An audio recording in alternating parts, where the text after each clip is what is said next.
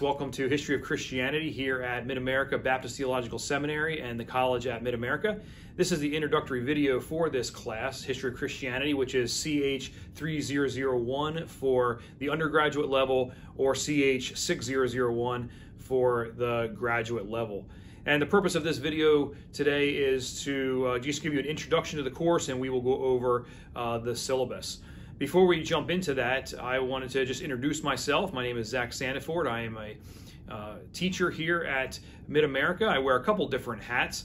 I guess first off, the first hat that I wear is I'm a PhD student. As you notice on the syllabus, it says Mr. Zachary Sandiford and not Doctor. I'm working on my PhD. Hopefully within the next year, I will graduate with my PhD because I'm just about ready to start my dissertation phase for the PhD, which is the very last phase before I graduate. So I am doing PhD studies. I'm majoring in practical theology, which is basically preaching, but I'm minoring in church history and mission. So that's one of the hats that I wear here. The second hat that I wear here is that I am a teacher. I teach here at the seminary and in the college, and I teach World History 1 and World History 2, History of Christianity, and Introduction to Ethics. So I'm an adjunct professor here at Mid-America. And then the third hat that I wear here is I'm also the maintenance supervisor. I am in charge of the buildings and grounds, and so I take care of the physical building here and make sure it's all nice and neat for everyone for when they come here to school with the residential classes. So those are the three hats that I wear here at Mid-America. So just a little bit about me in regards to my education. I have a bachelor's degree from the State University of New York. I majored in modern European history, and I minored in anthropology. And I almost minored in art history, but just based on the way the schedule was, it came out to minoring in anthropology, which has been very beneficial for me in my life and in my career. But also, I have a great interest in art history, so as we go through some of these PowerPoints throughout the course, there'll be paintings and different artwork, and I'll just make note of those things. I find them quite interesting. So I have my bachelor's degree, and then I also have a master's of divinity degree from Mid-America Baptist Theological Seminary, and I graduated from the Northeast campus, which was in New York. That campus has closed now because of the online presence that's kind of taken over. So that campus did close, but I graduated my master's from that campus when it was there, and then after that I pastored a church in Long Island, New York for 6 years. I believe the Lord was then calling me to further my education with the Doctor of Philosophy degree, and so I left the pastorate in New York and moved my family down to here in Cordova, Tennessee, to concentrate on my PhD, which that was just over 3 years ago. So I'm almost ready to graduate there with the PhD. Speaking of my family, I'm married to my wife Jenny, and we've been married for almost 25 years now. We have 4 children. One has graduated from Mid-America and is married. And then we have our next two are both students here at Mid-America. And then we have a little boy who we adopted, and he is 6 years old. So we are quite busy, a busy family. Okay, so that's enough about me. I just wanted to let you know that so you could maybe get to know me a little bit and who I am. But I want to hear a little bit about you and who you are. So one of the first things in Moodle for the first session is just a forum to introduce yourself, tell us about yourself, maybe your education or what your plans are in regards to Mid-America, and maybe what you believe God is calling you to do. Maybe if you're in ministry, you could just share a little bit of that, share some interesting fact about yourself. So what we're going to do now is we're going to go over the syllabus so you have an idea of what the course contains and what the objectives are and what you need to do. One of the things that kind of irritated me when I was, especially an undergraduate student, at the State University of New York was some of these classes were very big, and the professor would come in, they would hand out the syllabus, and they would basically just let you flounder with that and wouldn't really explain anything, and it's just up to you to know and understand what to do. I didn't care for that, so now that I'm a teacher, I like to go over the syllabus and let you know exactly what the expectations are, so you know what to do, and so then you can have your best foot forward when it comes to taking exams or writing papers or whatever the case may be. So we're now going to move into a screen recording of the syllabus. So you'll see it just scrolling on the screen in a Word document as I talk and explain the syllabus to you. And then after that, I'll see you right back here. Okay, class, on the screen here we have the syllabus for the history of Christianity here at Mid-America, and you see at the top of the screen the course number and also the dates: fall 2021 semester, which is August 18th, 2021 to December 8th, 2021. Because I don't have my PhD yet, as I mentioned just a few minutes ago, I have a professor of record. His name is Dr. Michael Mewborn, and he is who I meet with, and he's the one that makes sure that everything is going well for the class. So my official title in regards to teaching is called a GTA, which means Graduate Teaching Assistant. And so that's me. I'm your instructor. And you see my contact information there, my cell phone, and my email address. Please use that email address that is on the syllabus there, zsandiford@mabts.edu. I have two email addresses here. One of them is my student email, which I use for all of my PhD work.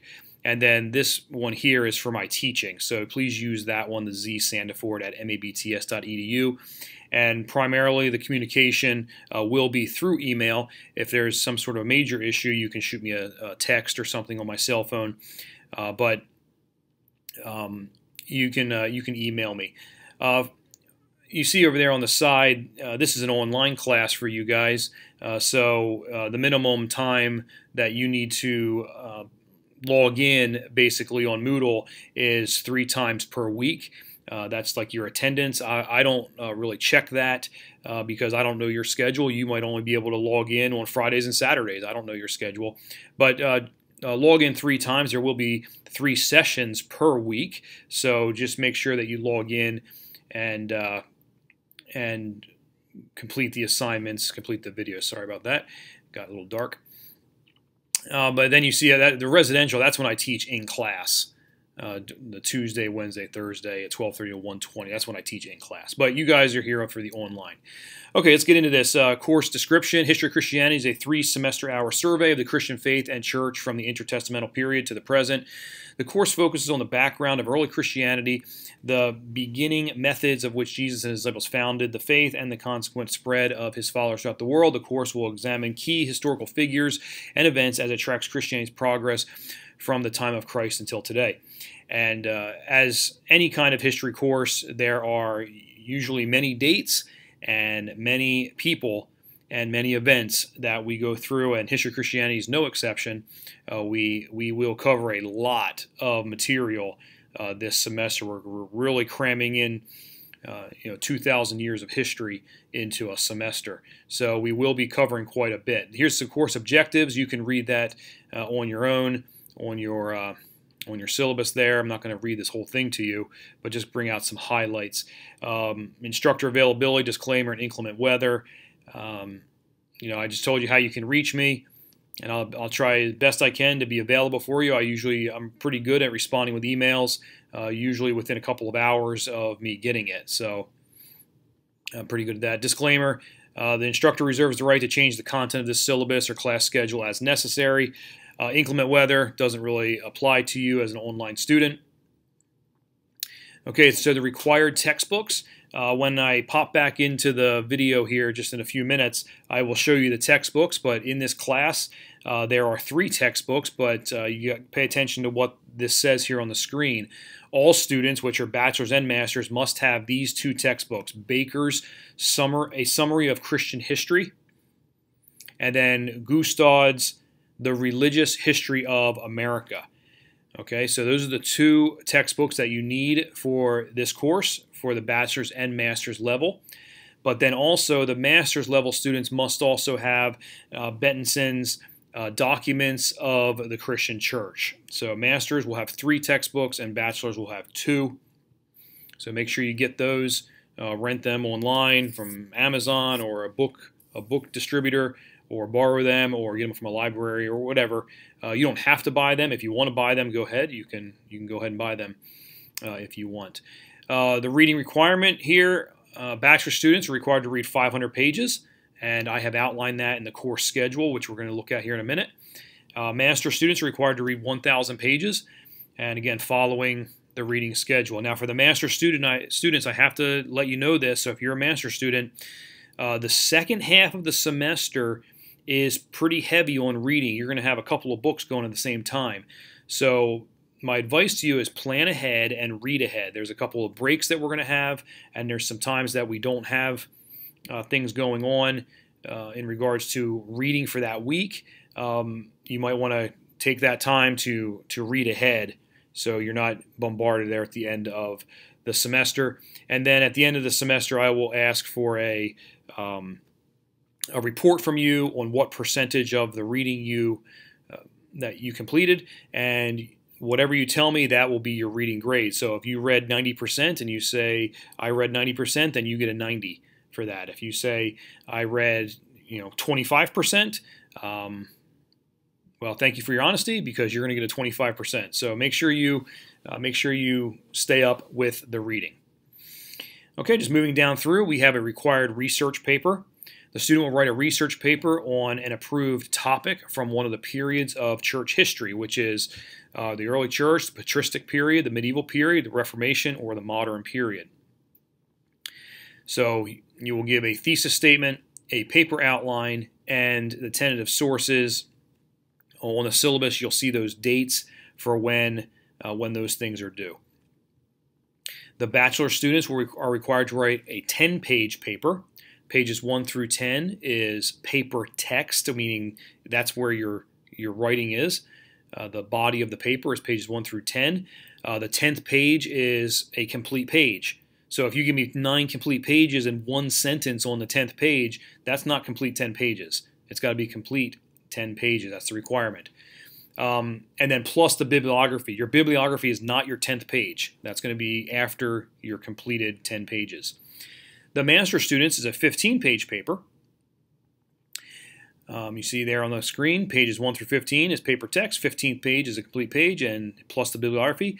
And the master students must include a title page and a table of contents per the Mid-America Turabian guideline. So make sure you have that. If you have any questions on that, just let me know, and I'll answer your questions about Turabian. I know a lot about Turabian, being a PhD student. The bachelor students, the way you will cite things will be through MLA, which I'll talk here in a minute. Okay, so the research paper sources. Bachelor students must have a minimum of 10 sources. 5 of those sources must be print books. Okay, so you have 10 sources, 5 of them must be actual books. Electronic and web sources that you use, maybe you want to use 5 electronic or web sources, that's fine. They must be from credible sources. Okay, so no Wikipedia, no blogs, no personal websites, no alternate history websites, any of that. They must be credible. So if it ends in .org or .edu, chances are it's a credible website. But if it's like Wikipedia, even though I know we all use it and we like to look at that for a quick answer, we can't use that for academic research paper. The master students must have a minimum of 15 sources, which means 8 of those are print books. And then also, of your 15 sources, you must have a minimum of 3 journal articles in your paper. And make sure you cite those properly in your footnotes and bibliography. Electronic and web sources must be from credible sources. No wiki, blogs, or personal websites, etc. Okay, so citation of the paper. And this is very important. We don't want anyone plagiarizing, and in Southern Baptist circles, plagiarism has become a hot topic these days. But we don't want anyone plagiarizing. What plagiarism is that you're going to take someone else's information and pass it off as your own. And of course, that will be wrong. And you will have problems if you do that. So the way we do these kind of papers so we don't plagiarize is we cite. We give proper citation, which means you use somebody else's material, but you say where you got it from. Nobody here is doing any kind of original research. No one's going over to the Holy Land and looking at the original Dead Sea Scrolls and finding some information. No one's going to be doing that. So you will be using other people's research, other people's books. And so those sources must be cited. Okay, so for the citation, the best way to do it is to cite the information by putting a citation after your quotes. Any quote, the direct quote from a book, put a citation after that. But also at the end of your paragraph, throw a citation in there. Where did you get that information from for your paragraph? So make sure you have that information in there. I shouldn't be reading a paper where there's like 5, 6 paragraphs going on and there's no citations, because that information came from somewhere.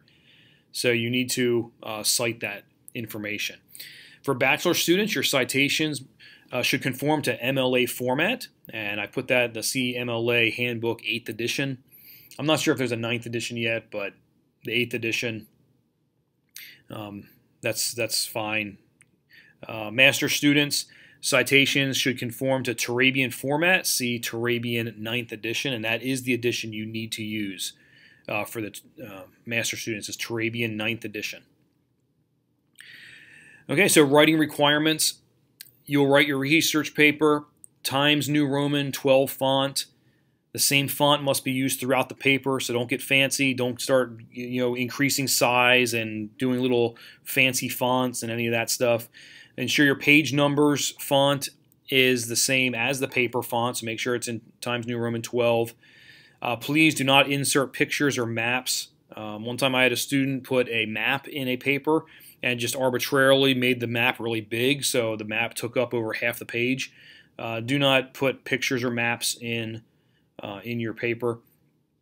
The paper will be submitted to me in Word format, and that will be emailed to me. Please do not send it in PDF, because I'll just request it from you in Word. The reason we do that is because, as the next paragraph says, all papers must be run through Grammarly. Okay, so what you do is you write your paper, you run it through Grammarly, and then you need to make the corrections that Grammarly suggests, and you'll get a Grammarly score. So what happens is you'll email me your corrected paper, you'll submit me your paper, and then I will run it through Grammarly myself, and all I do is put it in Grammarly to get the score. I don't do anything else with it. And so if the score is high, let's say your score is like a 98 or something like that, it's clear that you ran it through Grammarly. But if your score, when I put it in Grammarly and your score comes up as a 72, chances are you did not make the corrections Grammarly suggested, and it will be returned to you for the corrections. If it's returned to you, obviously any late penalty will then apply because now your paper is not going to be turned in on time. So just run it through Grammarly, and you'll be fine. Okay, so the dates for your research paper. So if you have a calendar or on your phone or on a day planner or something, write these things down. Your topic approval date is September 14th. And residential, that's going to be in class. But online, please email me, again, zsaniford@mabts.edu. Email me your topic for approval. It's just a topic. It could be anything. It could be, monasteries in Western Europe or something like that. It's just a kind of a topic that you're thinking about doing, and that way you have kind of a direction for your paper. And then we see on October 14th of 2021, your thesis, your outline, and your sources are due. And those sources, those are tentative sources. It doesn't have to be the complete or the sources you will actually use. Maybe you send me 15 sources, and you're just going you're thinking I'll use 10 of these or something like that. just so you know you have your sources. The outline is definitely going to be helpful because that's the structure of your paper. And then your thesis statement. Just a note about the thesis statement. A thesis statement is a statement. It is what you are proving in your paper. So you will give me a one-sentence complete thought statement, such as Constantine was the greatest emperor in the world. Obviously, it's a thesis statement that is kind of funny. I'm not saying that's even a serious thesis statement, but it is a statement. It's not a question. A lot of students, they think that if they put a question there, that's a thesis statement. It's not. A question is not a thesis statement. And then you'll see your research paper due date is November 19th of 2021 at 11:59 p.m. Central Standard Time. Again, all students, that's residential and online, will email me their paper in the Word document. Okay, so you see those dates, and you might be thinking, well, those dates are far off. September, October, November. I got plenty of time. Well, if you're taking other classes and you have a busy life, these dates will come up on you quite quickly, and especially the due date. Okay, so take your spread your time out and get early research going, and do not wait until the last minute to write a research paper. That's the best advice I can give to you, is do not wait till the last minute. Okay, so because there's bachelor's and master's in this class, the master's level have some extra things that they have to do in regards to this course. So the master's level, which is CH6001, those students, you will have to write a 5-page book review on the religious history of America, that textbook by Gustad. The requirements that I would basically, I just kind of try to help you out breaking it down. 1 page is an introduction of the book, and then tell me about the authors, their education, what they, other books they've written, those types of things.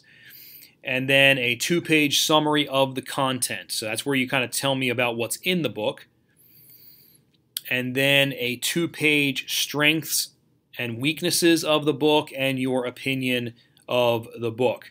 Okay, so try to follow along those guidelines, and you'll be good to go. The book review must have a title page. You do not need to include a table of contents. The book review due date for master's students only is December 7th by 11:59 p.m. Central Standard Time. So please send that to me, again, in a Word document, not a PDF. Late work, the only late work there would be the papers or the book review. So plan ahead. If for some reason you do not get your paper in on time, there will be a 5-point deduction per day, and that includes weekends. So if it's like, oh, I didn't get it in, but I can work on it over the weekend and get it in on Monday and just get 5 points off, that is incorrect. You will have 5 points per day taken off, because you can email me. I check my emails all the time. You can email me on a Saturday morning, and you'll just get, let's say, one day late deduction. Okay, so course examinations. The course will have 4 non-cumulative sectional exams. Okay, so the course is broken into 4 sections, and these are the dates.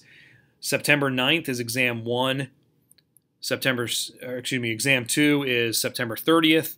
Exam 3 is November 4th, and exam 4 is December 8th at 10:30 a.m. That's your final. Now that is for in class. Again, the online students, you will have a block of time to be able to get with your proctor to take your exam. So it's not a hard time on any of these for online. Online, you have a window of a couple of days to get with your proctor. Okay, online students must have an exam proctor and must take exams during the dates and times prescribed in Moodle. So I will have that in Moodle for when the exam opens and when the exam will close, and you'll have time to get with your instructor, your proctor. The dates will be the week of the exam dates above, so it's going to be during that week that the classroom exams are taking place. And you'll just have to see Moodle for more information on that. Okay, so the course grades, you see the bachelor's level on the left. There's 4 exams at 15% each, a research paper, and a reading grade. So you see on right here, I'm circling with this cursor, 60% of your grade is exams, 30% is your research paper, 10% is reading for 100%, and here is your grading scale. For the master's level over here, you have 4 exams. 3 of them are at 10%, and the final is at 15% for a total of 45% of your grade. Research paper is 30%, book review is 15%, and your reading grade is 10% for 100%. And here is your grading scale. And when you look at bachelor's and master's, do not try to compare them with one another. So the master shouldn't say, oh, well, this is only 10% and 15%, or vice versa. The bachelor saying, oh, their exams are only 10%. Again, we're combined here in this class, but you got to look at yourself as almost like a separate class. So if it was the master's only in this class, this is their requirement. That's what we would be talking about. If it was bachelor's only, this is where we'd be talking about. So don't try to compare these. It's kind of like 2 separate requirements. Class attendance, again, not so much in regards to online class, but this is what it is for residential. Online students should log into the course 3 times a week and complete the coursework prescribed for the week. Lectures, videos, readings, forum, a checklist, whatever I have there for the week. I try to make it as straightforward as possible. Class conduct, again, this is more for like in class, but if for some reason there's a forum and you disagree with somebody or whatever, right here, number 3, students should exhibit a Christ-like attitude and demeanor at all times. This is a Christian school, and if there are problems, we deal with it in regards to how a Christian school would deal with the problems. Okay, so moving on, this is what you're getting, what you're waiting for. Here is the class schedule and reading assignments. I'll just explain real quick. So we have Founders Days, August 17th. And then we have Introduction and Syllabus. So this is kind of like the video you're watching now. And then we will have the Early Church coming up. We have no reading this week. So again, if you have your books already, hit those books right now and start reading. And also the reading is broken up for the week. It's not broken up by the day. So for like this week here, you will read 1 through 56 of Baker. Everybody will. And then the masters will read the Baker, and also the masters will read the Bentonson 1 through 29. Okay, so week 2, apostolic period, early patristics and persecution, and the schools and teachers. Week 3, Constantine and monasticism. Again, we see the reading requirements over here. Donatism, Arianism, Council of Nicaea, the Cappadocians, and Ambrose. Week 4 is Chrysostom and Jerome and Augustine of Hippo. Now you see over here, no reading. Read ahead if you would like. I would recommend that you do. And then we have exam number 1, which covers these first 4 weeks, these lessons here.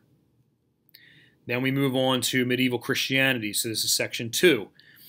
The papacy on September 14th. And again, that's where you have your research paper topic due. And then you see the reading. See, it's not very long this week. For the entire week, you have like 16 pages. Okay, so again, if you finish that 16 pages, continue on with some of these heavier readings. Eastern Christianity, Charlemagne, and decay. Week 6, against Islam and the Crusades, Golden Age and Scholasticism, Collapse and the Great Schism.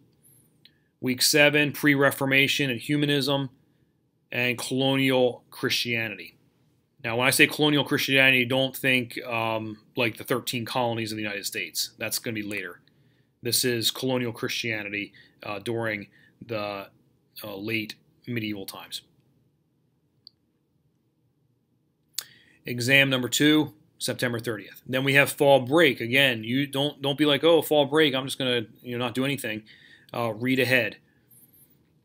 Okay, then we come back. The Reformation, Puritanism, and Pietism. So this section, we're going to talk about Martin Luther, Ulrich Zwingli, John Calvin. Notice October 14th, research paper, thesis, outline, and tentative sources due.